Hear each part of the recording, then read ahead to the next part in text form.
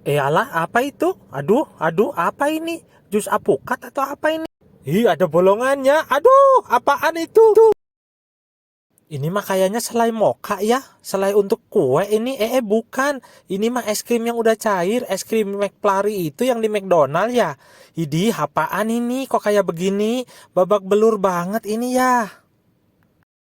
Assalamualaikum warahmatullahi wabarakatuh.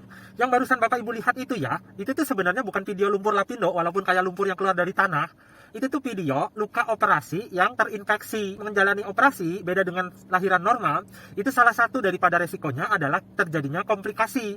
Komplikasi yaitu infeksi pada luka operasi. Atau kita sebut dengan luka bosok gitu lah. Luka bosok, nah, lihat aja itu babak belur begitu lukanya. Tapi komplikasi ini tuh bukan karena komplikasi operasinya. Karena apa? Rata-rata ibu-ibu semua dipulangkan habis operasi itu kan ibu dicek sendiri tuh, dicek semua bahwa jahitannya bagus, tidak ada tanda-tanda mau infeksi, tidak ada kemerahan, tidak ada bengkak-bengkak. Nah, semua dikasih tahu seperti itu, udah dikasih lihat. Cuman dari situ ke depan, penjagaan daripada lukanya itu biasanya kurang. Oleh karena itu, sekarang kita akan bahas bagaimana caranya supaya menjaga tidak jadi seperti itu dan lukanya menjadi baik, gitu ya. Sekarang, di zaman sekarang ini kan rata-rata orang kalau mau lahiran itu kan lebih banyak menggunakan BPJS ya. Bahkan di rumah sakit itu perbandingannya tuh hampir 90% itu BPJS. Kalau misalnya ibu yang jadi BPJS nih harus bayarin banyak orang, mau tidak mau anggaran negara harus makin efektif. Bukan makin pelit ya, makin efektif. Oleh karena itu, dikasihnya obat-obatan itu platformnya standar. Termasuk obat-obatan untuk menjaga luka. Jadi, masalah luka ini untuk menjaganya di rumah supaya tidak busuk, itu tidak bisa sendirian. Ini harus perlu kerjasama antara si rumah sakit, juga ibu dan bapak sebagai yang menjaga lukanya di rumah supaya lukanya nggak babak belur. Nggak bisa ibu sama bapak hanya mengandalkan obat-obatan dari rumah sakit. Karena apa? Makin lama obat-obatan itu makin efisien, makin efektif gitu loh. Oleh karena itu obat-obatan itu yang zaman dulu ya, obat-obatan zaman dulu itu kan biasanya orang operasi itu mahal. Mahal itu obat-obatannya biasanya yang dinamakan paten. Paten itu yang buatan dari isinya sama, cuman itu bukan berarti kalah baik, enggak. Tapi ya gimana ya? Saya nggak berani bilang bedanya ya, nggak berani bilang bedanya apa gitu ya. Saya nggak tahu, ibu simpulkan sendirilah. Tapi kalau bagi saya pribadi, ya karena ini channel kan rahasia ya, channel rahasia itu ya apa adanya gitu menurut saya. Tapi jangan pasti saya bener, enggak. Itu kayak kita minum, kalau obat paten itu minum Starbucks, yang satu lagi minum Starbucks keliling gitulah. Jadi memang sama-sama isinya kopi, tapi entah kenapa kan beda kan. Nah, ibu kesimpulkan sendiri. Kenapa sih terjadi infeksi pada luka operasi? Gampangnya gini, Bu. Itu kan kulit baru saja disayat ya, kulit baru saja disayat, setelah dilahirkan dijahit. Prosesnya ini operasi di rumah sakit manapun ada SOP-nya, yaitu standar operasi prosedur. Jadi nggak main-main. Di situ semua orangnya itu di kamar bedah itu sangat steril. Mau masuk situ harus mandi. Selesai dari situ harus mandi. Cara cuci tangan itu bermacam-macam. Pakai baju itu berlapis-lapis. Ruangan sengaja didinginkan supaya kuman tidak berkembang biak. Tapi hati-hati, kalau kitanya sudah babak belur bela-belain kayak gitu, ibunya tidak menjaganya dengan baik, maka luka akan tetap babak belur. Nah, ini penting nih. Infeksi pada luka operasi itu terjadi saat luka itu kan lagi nyambung ya. Dia itu sialnya kejadian bersamaan. Lukanya belum nutup, karena apa? Walaupun dijahit itu belum nutup, karena pori-porinya masih kebolong. Itu tingkatnya sangat kecil. Jadi pori-pori dalamnya itu masih bolong. Di saat dia masih bolong, ternyata kena kuman. Kuman itu kembangnya biasanya kalau kuman kulit itu sekitar 3-5 hari. Kalau misalnya ibu pulang ya hari ketiga, hari keempat ibu pulang, habis itu nanti pas kontrol lukanya udah busuk. Padahal pulang dikasih tahu yang baik. Nah, gimana cara menjaganya? Cara menjaganya, nomor satu, ibu tidak boleh kena kuman. Nah, kena kuman ini ibu harus pikir baik-baik. Coba cing, dari mana kira-kira kuman itu datang? Kalau ibu misalnya diperban ya, kalau misalnya ibu ini diperban, terus ibu misalnya keringetan, kan mandinya nggak leluasa. Jadi badan itu keringetan. Jadi di dalam badan ini walaupun ibu nggak lihat, di kulit atasnya itu ada kuman namanya Staphylococcus, Streptococcus, segala macam kokus lah. Nah, kuman itu kalau ibu keringetan, dia meleleh ikut sama keringat masuk ke dalam kasa. Begitu masuk ke dalam kasa, di dalam kasa terjerembab dan dia itu lembab, maka dia tumbuh. Begitu tumbuh, kuman di situ. Apalagi ibu-ibu yang tidak seperti para istri-istri sultan. Istri sultan itu habis operasi, kalau di rumah ada pembantu, ada babysitter untuk megangin anak, ada pembantu untuk nyuci baju segala macam, ada bisa GoFood segala macam. Nah, kalau ibunya susah gimana? Nggak bisa ngapa-ngapain. Ya megang anak, ya nyuci pakaian, ya nyuapin suami, ya nggak tidur, ya babak belur. Akhirnya apa? Keringetan. Belum lagi kalau rumahnya sudahlah rumah petak, isi orangnya juga agak banyak, tinggal sama mertua dikurung di kamar yang sempit, udah gitu nggak ada kipas angin, nggak ada ventilasi, nggak ada AC, keringetan, babak belur. Tuh, bayangin. Jadi kalau bisa disarankan, Habis sesar itu ada kipas angin terus yang ngarah ke ibu tanpa kena bayi. Jadi ibu nggak keringetan. Kalau bisa di rumah itu sudah misalnya ibunya gembrot, kulitnya tebel, tolong dong jangan pakai jaket di rumah, pakai aja daster atau apa. Ya itu. Dan kalau bisa beli kipas angin lah Pak. Bapak jangan hanya mau bikin ibu hamil bunting berkali-kali, belikan kipas angin supaya tidak keringetan. Itu nomor 1, hindari keringetan. Nomor 2, kuman bisa datang dari air mandi. Tidak semua istri-istri itu istri sultan yang punya shower dari pam. Kadang-kadang dari sumur timba, kadang-kadang dari air tanah yang bau. Nah itu bayangkan kalau cara mandinya salah, dia akan bisa basah, begitu basah nggak berani untuk ganti, maka akan terjerembab. Cara mandinya itu ya paling gampang, cara mandinya paling gampang nih. Ibu ambil 2 tempat duduk di kamar mandi. Udah ini yang nyuruh, suruh aja suaminya, jangan ibu. Sediain 2 tempat duduk di kamar mandi. Waktu mau mandi, sediakan ada baskom di tempat duduk samping, ibu duduk di tempat duduk sampingnya. Di baskom itu isi air, ibu isi sama lap-lap. Jadi kayak lap basah gitu ya, lap basah, airnya bersih. Sebelum ibu mandi, luka yang dari rumah sakit perbannya, ibu ikat pakai anduk. Jadi ibu tutup sama anduk. Ibu duduk situ ya, ingat nih, karena air itu dari atas ke bawah. Jadi relatif yang bahaya itu yang dari atasnya luka. Kalau dari bawahnya luka itu nggak begitu bahaya karena dia ngarahnya ke bawah. Ibu duduk sampingan gitu. Nomor 1, jangan ibu nggak mandi. Makin ibu nggak mandi makin busuk. Udahlah keringatnya jadi numpuk. Tiba-tiba nanti turun jadi bahaya. Udah gitu maaf ya, vaginanya jadi jamuran. Jadi sering kita temukan karena takut mandi. Waduh jamuran semua itu. Nggak indah deh bentuknya vagina babak belur. Gatel gitu babak belur. Jadi udah duduk. Ambil itu lap basah. Ibu kan udah ketutupan tadi ya, udah ketutupan. Ibu teblok-teblok tuh, teblok-teblok semua, teblok-teblok dengan lap basah itu dan ada anduk di bawah. Biasanya airnya bisa ketahan tidak masuk ke kasak. Ibu teblok-teblok, udah teblok-teblok kan udah basah tuh.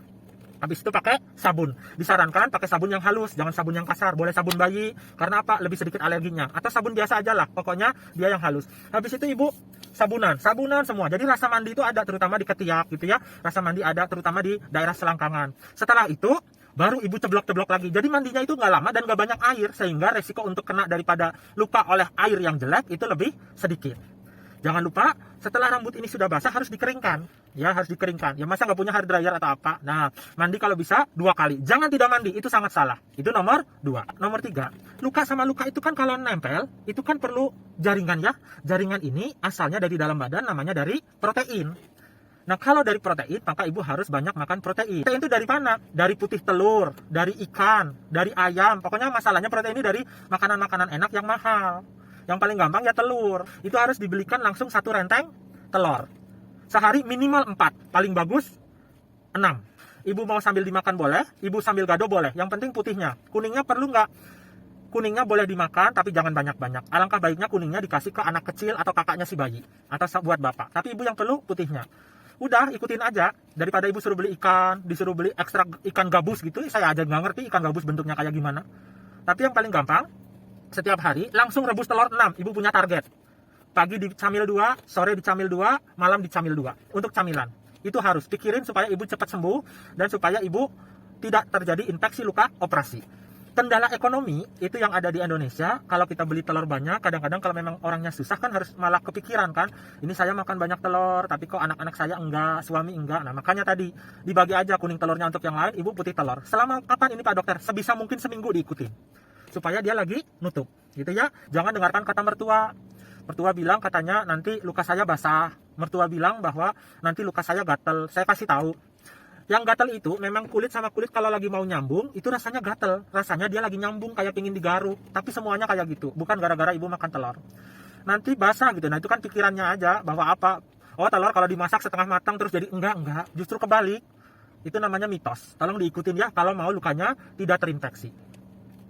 Nomor 4, jangan lupa minum antibiotiknya. Kenapa begitu? Kalau ibu tidak minum antibiotiknya, takutnya, makanya tadi saya bilang, dia kebetulan badan ibu tidak ada obat perlindungan anti-infeksi, kebetulan kumannya masuk ke luka. Tapi kalau terjadi salah satu aja, misalnya gini, memang ada kuman masuk, kebetulan badan ibu ada antibiotik yang cukup, biasanya dia nggak tumbuh. Ya, atau yang paling bagus ya ibu sudah jaga nggak masuk kumannya, antibiotiknya di dalam badan diminum, supaya ada perlindungan kalau jaga-jaga ada kuman masuk. Nah ini biasanya, antibiotik bisa kita perpanjang sampai 2 minggu. Sampai luka itu rasanya kuat. Kira-kira luka kuat itu antara 10 hari sampai 12 hari. Nah dari rumah sakit biasanya ibu akan dikasih antibiotik gitu ya. Tolong tidak lupa diminum. Jadi tugasnya bapak adalah tolong dibikin waker untuk ibu minum. Yang diminum paling antibiotik sama anti nyeri. Satu lagi, nanti kalau sudah dibuka perban, itu kan kira-kira sekitar 10-12 hari itu perban udah dibuka, ibu udah boleh mandi secara bebas. Tapi ingat, setelah mandi dikasih salep. Supaya apa? Tujuannya itu untuk gantikan antibiotik yang di dalam badan. Siapa tahu nggak sengaja kena kuman, ada salepnya, jadi nggak infeksi, gitu ya. Lagi yang lukanya dibikin sama dokternya agak ke bawah. Sekarang banyak orang-orang yang banyak gaya, pinginnya luka operasi itu letaknya lebih ke bawah, supaya kalau pakai celana dalam yang mini-mini, maka dia lebih ketutupan. Yang jadi masalah, makin dia ke bawah, makin gampang kena cebok. Jadi minta tolong, selalu namanya kan ada darah nipas, ya. Darah nipas itu dari vagina, jangan sampai darah nipas itu ke atas atau ke daerah luka. Jadi selalu pakai softtek, softeknya ditarik sedikit ke belakang, karena kalau dia softeknya nanti ke depan ketemu sama luka, maka kuman dari darah nifas bisa masuk ke luka, bisa infeksi.